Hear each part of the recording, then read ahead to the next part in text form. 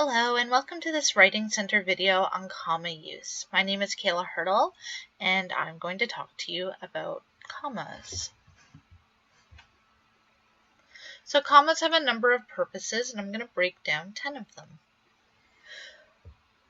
We can use commas to connect two independent clauses or complete sentences.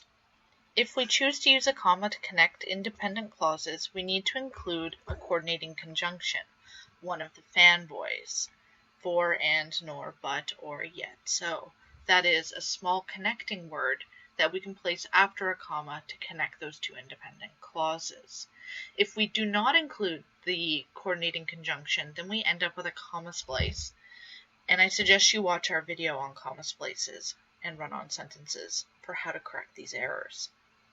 So in my two examples, I have, the game was over, but the crowd refused to leave. I know I have a complete sentence because I have a subject and a predicate, that is a verb and everything that follows it. In the first sentence, the game is my subject and the word was is my verb. In the second sentence, the subject is the crowd and my verb is refused to leave. So we can connect these two sentences by putting a comma between them and then including one of our coordinating conjunctions. You'll usually see and but used quite a bit as coordinating conjunctions, but all of these are coordinating conjunctions. So my second example reads, the student explained her question, comma, yet the instructor still didn't seem to understand. So we know we have two independent clauses because we have subjects and verbs, and I want to connect them together to show a relationship between those sentences, so I'm using a comma and the coordinating conjunction yet. We can also use commas to connect dependent and independent clauses.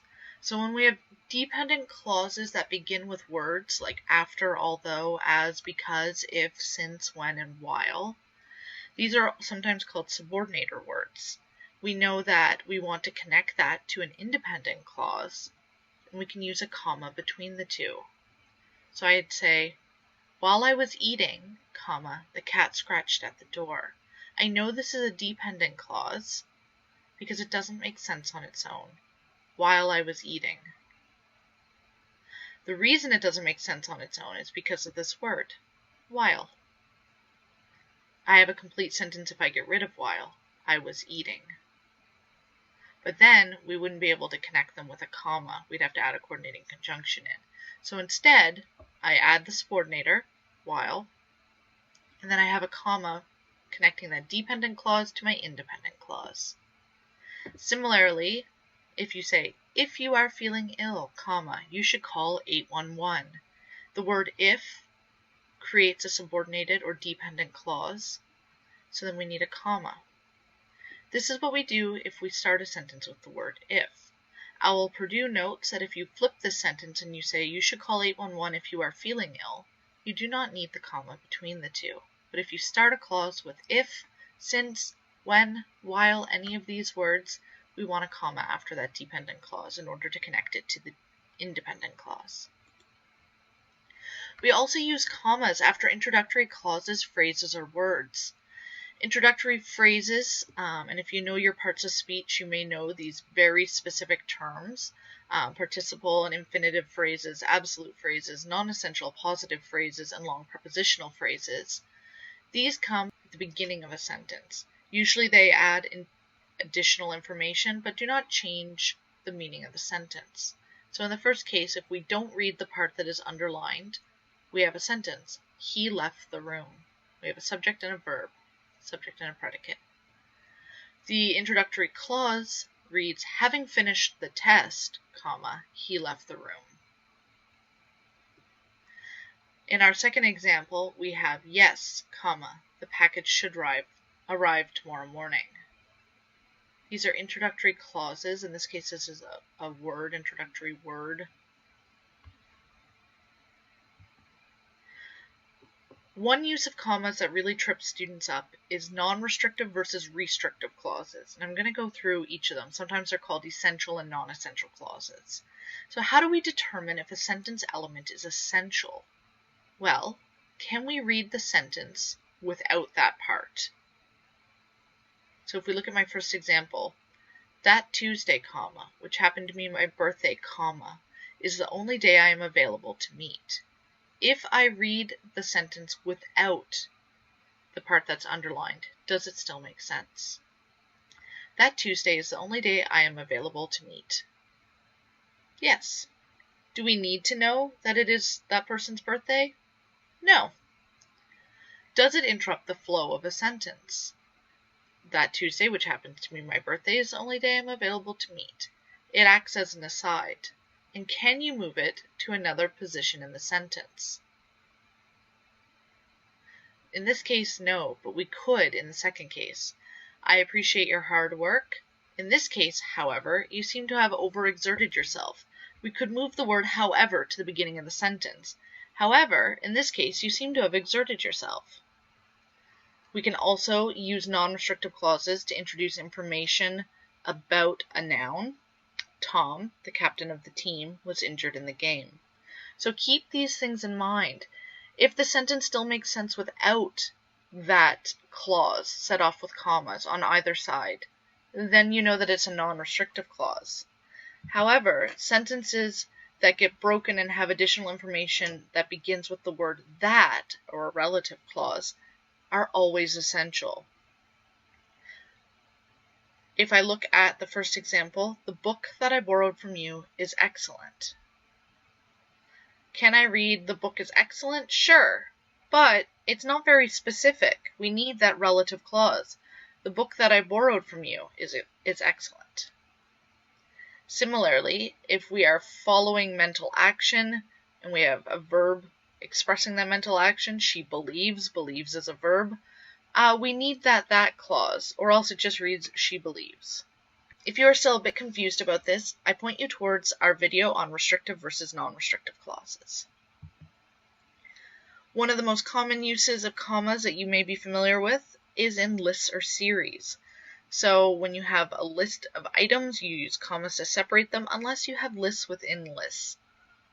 So we say, the Constitution establishes the legislative, executive, and judicial branches of government. This is a list. We need to separate the items in the series with commas. The prosecutor argued that the defendant, who was at the scene of the crime, who had a strong revenge motive, and who had access to the murder weapon, was guilty of homicide. So here we have a non-restrictive clause, so we could read, the prosecutor argued that the defendant was guilty of homicide. But then we have a series of clauses that all begin with the word who. So we have grammatical repetition, and this becomes a parallel clause. And in this case, it is a list or a series, so we would use commas between those items. Who was at the scene of the crime, who had a strong revenge motive, and who had access to the murder weapon. We also use commas between coordinate adjectives. That is, when we have two adjectives in the row describing the same noun. And two tips that you can use to confirm whether or not you need a comma is ask yourself, can you reverse the two adjectives? If you can reverse them, you put a comma between them. Can you insert the word and in between the two adjectives? If you can, then you can put a comma between them. So in the first example, she often wore a gray wool shawl. Can we say she often wore a wool gray shawl? Not really. So we would leave it as two adjectives, but they're not coordinate adjectives. They're non-coordinate. So we don't put a comma between them. But in the second example, he was a difficult, stubborn child. We could say he was a stubborn, difficult child. So we know that we can reverse them, which means we can put a comma between them. Or, if we use the second tip, he was a difficult and stubborn child. We know that these are coordinate adjectives, so we put a comma between them. We also use commas in between contrasted coordinate elements. So if we say the chimpanzee seemed reflective, almost human, this is a contrast of coordinate elements. So he seems reflective, and that reflectiveness makes him almost human. So we put a comma between them. We also use commas in between geographical place names, dates, and titles. So my three examples are, Halifax, Nova Scotia is mentioned in the song Barrett's Privateers. So we can't say Halifax space Nova Scotia. We need the comma to separate the city from the province. Similarly, for dates, we say January 20th, 2021 was Trump's last day in office. So we need a comma between the date and the year, but we don't put a comma between the month and the day. Finally, titles like Doctor or PhD, we would say Tom Yu, PhD, is the instructor for English 1005.